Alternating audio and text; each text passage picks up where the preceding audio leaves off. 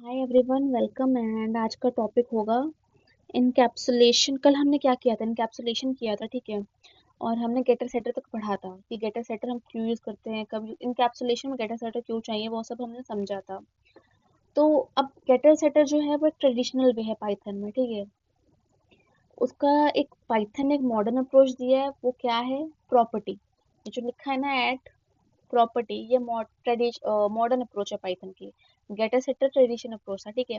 तो हम समझेंगे कि एट द रेट प्रॉपर्टी के क्या फायदे हैं, आप मतलब इससे क्या फायदा है, आप क्यों यूज करोगे इसे। या अब वैसे तो आप गेटर सेटर भी यूज कर सकते हो और मैक्सिमम ना इंडस्ट्री में यूज होता भी है। बट जैसे कि काफी जगह एट द रेट प्रॉपर्टी भी यूज होती है, उसके अपने अलग फायदे। तो हम समझेंगे कि एट द प्रॉपर्टी क्यों यूज करते हैं, कैसे यूज करते हैं, बेसिकली वो समझने वाले हैं। तो कल हमने ये रिकैप है, मैं बस जस्ट बता रही हूँ ताकि आपको याद आ जाए गेटर सेटर क्या है। तो कल हमने क्या किया था? कल हमने एम्प्लॉय बनाया था, एक क्लास बनाई थी एम्प्लॉय नाम से। फिर हमने डेटा डिफाइन कर दिया था, एक मतलब इनिट बनाया, सैलरी डिफाइन करते मतलब डेटा बता दिया। फिर हमने दो मेथड डिफाइन किए जिसमें हम गेट सैलरी और सेट करेंगे, मतलब गेटर सेटर हमने बना दिए थे। फिर हमने ऑब्जेक्ट बनाया, तो गेट कर लिया, तो सेट में भी सेट कर सकते हो, आप वैल्यू सेट कर सकते हो, ठीक है, सब कुछ सही है। ऐसा हम कर सकते हैं ना। तो मॉडर्न वे में हमें क्यों जाना है जब हम ये कर सकते हैं? अब देखो, पाइथन में हर जगह आप ना, ये जैसे अभी तो ये लिखा है, फिर अगर आपको सेट करना है तो E1 डॉट सेट सैलरी करोगे आप, राइट। तो आपको जब भी रीड करनी है वैल्यू किसी भी चीज की तो आप यूज करोगे गेट, जब आपको सैलरी सेट करनी है तो आप यूज करोगे सेट। तो आपको नहीं लगता है सिंटैक्स थोड़ा कॉम्प्लिकेटेड हो जाएगा मल्टीपल टाइम अगर लिखने जाओगे तो? होगा ना। देखो, लिखना तो awkward लग रहा है, जावा में क्या कॉमन है, पाइथन में नहीं है। इतना कॉम्प्लिकेटेड चीजें पाइथन में तो होती नहीं है। तो सोचो, अगर एम्प्लॉय क्लास है, तो तुम नेचुरली क्या लिखना चाहोगे? अगर मुझे डायरेक्ट एक्सेस होता, अगर मैं इसे पब्लिक बनाती, तो मैं क्या लिखती? इसे मैं लिखती ना, प्रिंट इवन डॉट सैलरी, मैं सिंपल ये लिखती। सॉरी, ये फंक्शन नहीं आता, डेटा लिखती सीधा, क्योंकि मैं सीधा ये लिखती ना। मैं अलग से मेथड बनाती ही नहीं इसे लिखने के लिए, गेटर सेटर के लिए। मैं सीधा ये लिखती, ये तो कोई मेथड नहीं है, ये तो मतलब डेटा है, तो मैं तो सीधा ये लिखती। है कितना क्लीनर लग रहा है। तो ह्यूमन ब्रेन ना वेरिएबल जैसा ही सोचता है, मतलब ये कितनी इजी चीज लग रही है। तो पाइथन तो बहुत ही इजी लैंग्वेज है, तो चीजें तो इजी बनाएगा, राइट। तो पाइथन क्या कह रहा है? पाइथन बोल रहा है कि जो मेन मेथड है, ये जो गेट सैलरी है, जो सेट सैलरी, मेथड है जिसको हम यूज कर रहे हैं अपनी सैलरी गेट और सेट करने के लिए, उसको वेरिएबल की तरह बिहेव करवा देता हूँ। मतलब ये जो गेट सैलरी है ना, इसको जैसे इवन डॉट सैलरी, इसको इसकी तरह बिहेव करवाता हूँ जैसे ये वेरिएबल है। वेरिएबल ही तो है सैलरी, यहाँ पे डेटा है ना, वेरिएबल ही तो है सैलरी।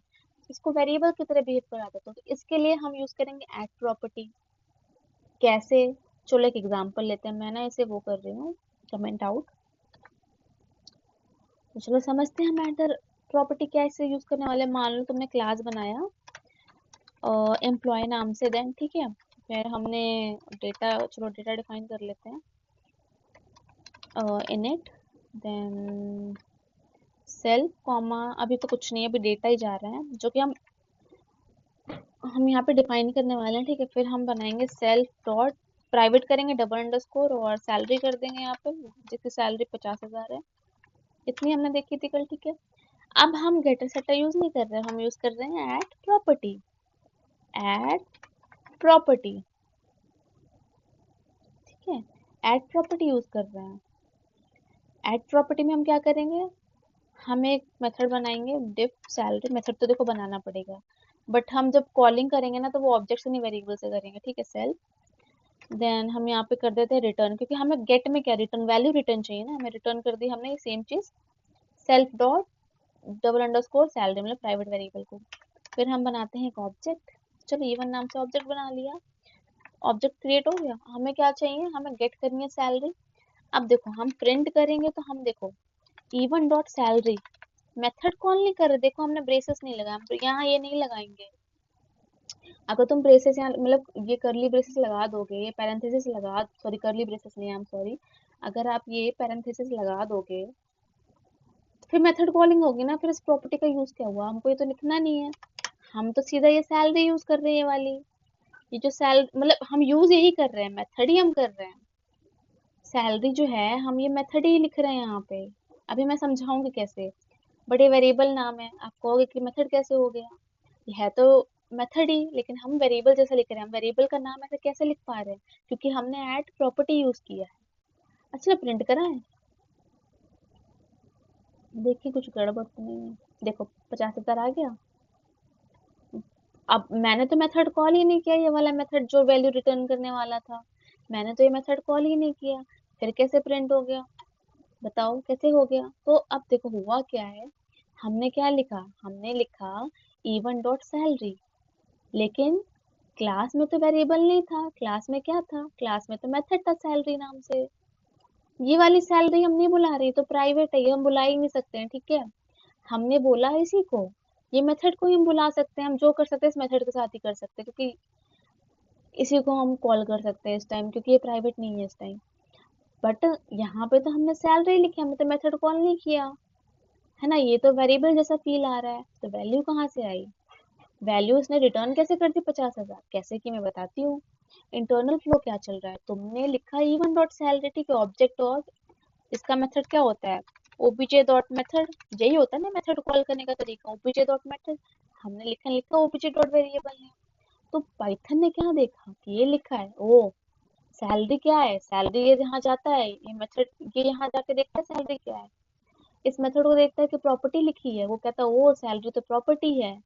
तो ऑटोमेटिकली क्या करता है पाइथन, पाइथन इसे कन्वर्ट करता है इवन डॉट सैलरी को, किस में करता है, इवन डॉट सैलरी इसमें कर देता है। मतलब हम इंटरनली तो मेथड ही कॉल कर रहे हैं, बस लिख रहे हो तुम वेरिएबल जैसा, और उसने रिटर्न कर दिया 50,000। तो नॉर्मल मेथड का फॉर्मूला क्या है, नॉर्मल मेथड कॉलिंग हम कैसे करते हैं, हम यही लिखते हैं ना ओबीजे ऑब्जेक्ट डॉट मेथड, हम यही लिखते हैं, जो भी हमने ऑब्जेक्ट क्रिएट किया होता है उस क्लास की, और डॉट मेथड लगा देते हैं। ये होता है हमारा नॉर्मल मेथड। लेकिन अगर हमने प्रॉपर्टी यूज की है, हम क्या करेंगे, हम लिखेंगे ओबीजे डॉट प्रॉपर्टी। आप क्या करेंगे, ओबीजे डॉट प्रॉपर्टी लिखेंगे। तो ये देखो इम्पोर्टेंट चीज है कि याद रखना, अगर जैसे ये लिखा है ना at property def salary self जो भी है, तो ये पहले की दो लाइन समझते हैं। अगर एट द रेट प्रॉपर्टी लिखा है और नीचे तुमने एक फंक्शन बनाया है, तो ये जो फंक्शन का नाम है, जैसे यहाँ पे अभी करंट क्या सैलरी है, तो जो ये फंक्शन का नाम है सैलरी, यही प्रॉपर्टी का नाम बन जाएगा। ये क्या बन जाएगा, प्रॉपर्टी का नाम। प्रॉपर्टी क्या बन जाएगा, प्रॉपर्टी क्या है, फंक्शन नेम। मतलब जिसके ऊपर भी प्रॉपर्टी लिखा है उसके नीचे जस्ट जो फंक्शन बना है उसका जो नाम है वो प्रॉपर्टी है। तो फंक्शन का नाम ही प्रॉपर्टी बन जाता है। अगर मैं लिखूं अगर मैं ऐसे लिखूं ऐड प्रॉपर्टी, एंड देन ऐसे मैं लिखूं कि डेफ शो, फिर आगे जो भी है फंक्शन जो भी है, ठीक है। तो ये जो शो है फंक्शन का नाम है, और मैंने उससे पहले क्या लिखा है, प्रॉपर्टी लिखी है, तो इसका मतलब प्रॉपर्टी का नाम अब शो हो गया है। ठीक है, ये याद रखना, प्रॉपर्टी का नाम वही हो जो फंक्शन का नाम होगा। ठीक है। अब चलो सेटर समझते हैं। सेटर क्या होता है, मतलब सेटर तो हमने समझा था, बट इसमें सेटर कैसे यूज करेंगे वो हम समझेंगे। अभी तो हमने सेटर ऊपर डिफाइन किया नहीं है, तो ऊपर अगर हम कॉल मतलब सेट करेंगे ना तो एरर आ जाएगा, तो हम सेटर लिखते हैं अलग से। सेटर चलो इसमें ऐड करते हैं, चलो नीचे कोड लिख लेते हैं, इसको कॉपी कर लेते हैं। ओके यहाँ तक हम कॉपी करते हैं इसे, फिर इसे कमेंट आउट करते हैं। हम्म अब देखो गेटर है, गेटर हो गया, सेटर यूज करते हैं। सेटर ही है वो, इंटरनली बेसिकली हम यूज क्या करेंगे। अच्छा अब सेटर लिखने के लिए यहाँ एट द रेट क्या आएगा, यहाँ भी अब देखो यहाँ ये रिकमेंड कर रहा है मुझे सैलरी डॉट सेटर लिखने को, ठीक है ये सही है, कैसे है वो मैं समझाती हूँ। यहाँ पे सैलरी डॉट सेटर आया कैसे, पहले पूरा कोड लिख लेते हैं। Def salary self comma value नहीं, हमने पहले अमाउंट लिखा था ना, यहाँ कोड में अमाउंट लिख लेते हैं। फिर हमें कंट्रोल्ड वे में एक्सेस कर सकते हैं इनकैप्सुलेशन में, जैसे हमने कल पढ़ा था। तो कंडीशन लगा लेते हैं कि अमाउंट नेगेटिव नहीं होना चाहिए, अमाउंट तो जीरो से बड़ा होना चाहिए, तभी तुम अमाउंट डाल सकते हो सैलरी में। फिर हम self dot double underscore salary में हम वो अमाउंट डाल देंगे, ठीक है। ये हमने कंडीशन लगाई थी कल, ठीक है, अगर आपको याद हो तो। और अब देखो ये जो है सेटर, ये कैसे लिखा है, देखो सेटर और गेटर से ही सेटर बनेगा। मतलब पाइथन को कनेक्शन तो चाहिए ना कि सेटर है, उस गेट से कनेक्टेड है, कैसे पता चलेगा? तो ये होता है प्रॉपर्टी डॉट सेटर। और प्रॉपर्टी का नाम क्या है? प्रॉपर्टी का नाम हमने देखा है यहाँ पे सैलरी है। ये जो नाम है इसका सेम नेम होगा इसका, ये डॉट सेटर। ठीक है, सिंपल सा नेमिंग है यार। आप जो प्रॉपर्टी का नाम लिख रहे हो वही नाम यहाँ पर आएगा, और वही फंक्शन सेम यहाँ बनेगा, अलग कुछ नहीं बनेगा। अगर आप यहाँ सैलरी की जगह शो कर दो, अगर आप शो कर दो, कनेक्शन टूट गया। अब आप जाके वो करोगे, कॉल करोगे, मेथड कॉल करोगे, वेरिएबल से जो भी कॉल करोगे ना, आपका एरर आएगा। क्योंकि इनमें कोई लिंक ही नहीं, देखो एरर दे रहा है, या यहीं पे एरर दे रहा है। तो इनमें कोई लिंक ही नहीं बनेगा, तो आपको तो सैलरी लिखना ही पड़ेगा। सैलरी का मतलब है प्रॉपर्टी जो गेट फंक्शन, और ये मतलब सिमिलर है। ठीक है, आप समझ गए? तो अब आप सेट करोगे ना, आप सेट करोगे ना वैल्यू जब E1 डॉट सैलरी, अब कैसे सेट करोगे? E1 डॉट सैलरी में आप डाल दो 70,000, डाल दो 70,000।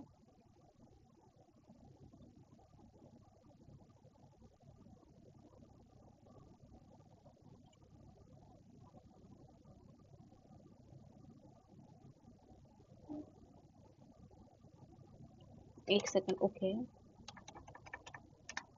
सेल्फ डॉट अमाउंट आप सैलरी में डालो,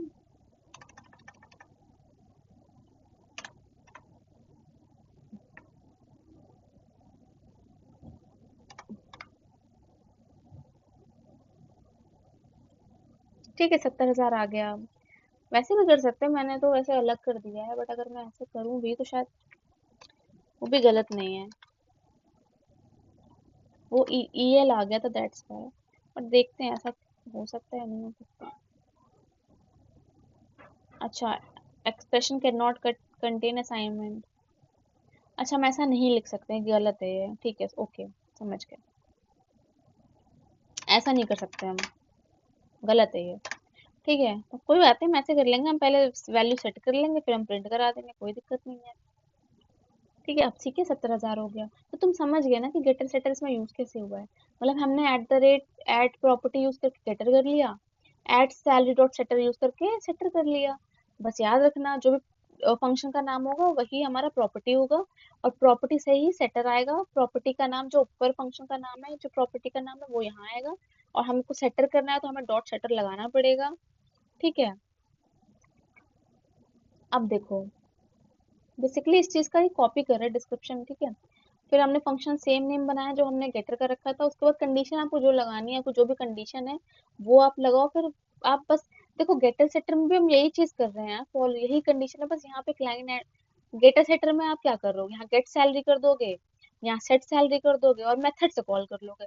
यहाँ बस एक फायदा है, आप प्रॉपर्टी और salary setter at the rate लगा के लिख रहे हो, तो बस आप वेरिएबल से कॉल कर लोगे, इंटरनली वो मेथड ही कॉल कर रहा होगा। बस यही डिफरेंस है। ठीक है, तो बस ये याद रखना कि गेटर और सेटर का नेमिंग रूल यही है कि एट द रेट जो प्रॉपर्टी है, और जो सेटर का नाम है, सैलरी और सेटर दोनों की प्रॉपर्टी का नाम सेम है, कोई कनेक्शन कम्युनिकेशन ऐसे ही बनाएंगे।